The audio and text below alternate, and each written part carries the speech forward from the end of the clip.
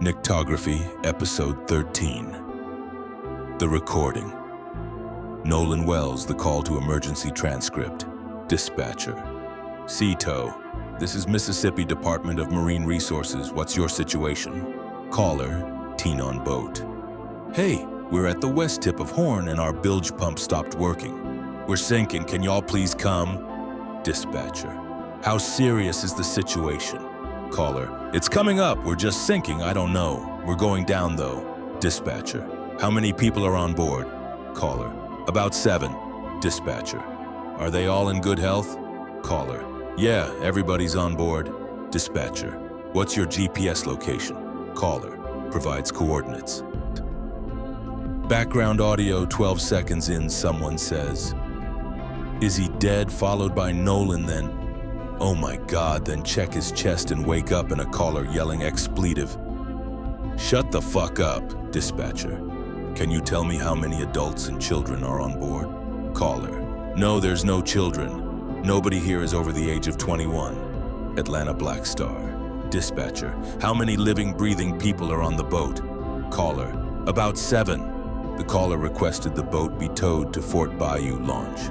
The towboat captain later said Wells's grandfather, Jerry Adkerson, had assured him the situation was under control and no help was needed. Atlanta Black Star.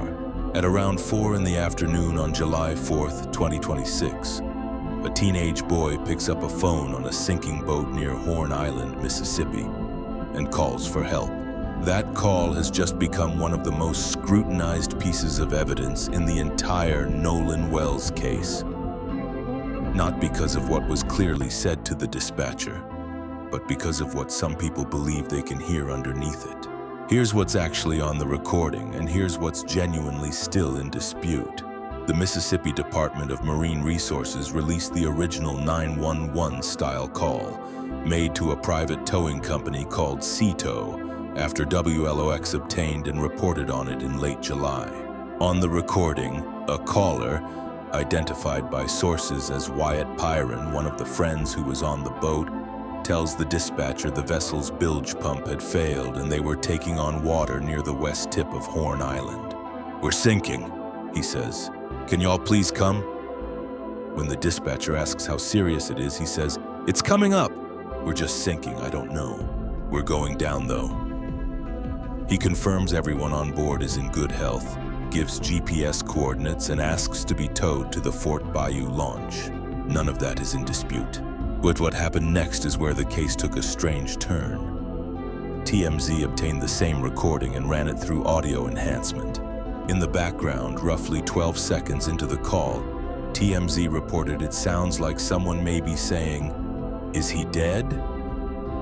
Some listeners online believe they can also make out the name Nolan, followed by "Oh my God," and later phrases that could be "check his chest" and "wake up."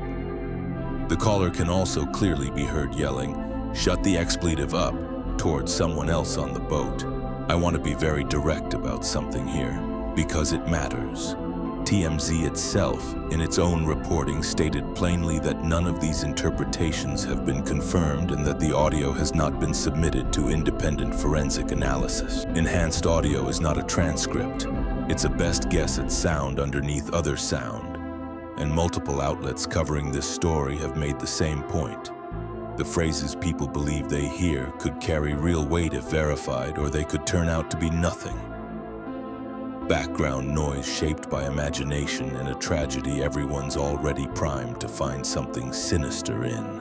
There's also a competing explanation reported by TMZ's own sources close to people who were on the boat that day, that the entire panicked exchange in the audio was about the sinking boat itself, not about Nolan.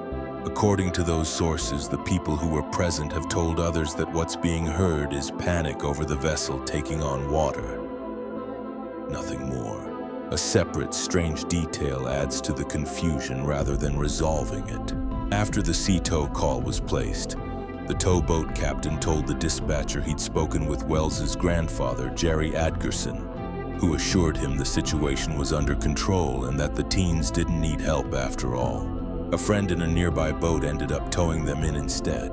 Whether that decision reflects an ordinary judgment call in a stressful moment or something else, is exactly the kind of detail this case keeps generating without ever fully resolving. This new audio also connects to something Wells's friend Warren Hudson said publicly in a podcast interview weeks earlier.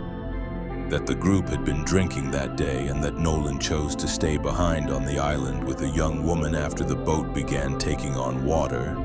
Meaning, by Hudson's account, Wells was back on land at some point after this call took place, not still aboard the sinking boat itself. That timeline detail is worth holding on to. Because if accurate, it raises its own question. Whose voice and whose panic is actually on this recording, and does it even involve Wells directly at all? What we're left with, nearly 4 weeks after Wells was found dead, is not new proof of what happened to him. It's a genuinely ambiguous recording, a disputed interpretation of a few muffled seconds, and 2 competing explanations from people who were actually there, neither of which has been independently verified. What is fair to say is this: the recording makes it harder to simply accept the earliest official assurance that no foul play was suspected without a fuller explanation of what's actually being discussed in that background audio. The Mississippi State Medical Examiner's original autopsy, conducted July 7th, remains sealed and won't be released publicly until a grand jury reviews the full case. Wells's independently commissioned autopsy has already returned a finding of undetermined pending further investigation. This audio doesn't change either of those facts. It adds a new disputed detail to a case that already has more open threads than answers. If you have real information about what happened to Nolan Wells, the Jackson County Sheriff's Department tip line will be in the description below. And if you're listening to this recording yourself and trying to decide what you hear in it, that's worth doing with real caution. Enhanced audio can reveal truth. It can also just as easily manufacture a story that was never really there. Next time, another file, another name worth remembering.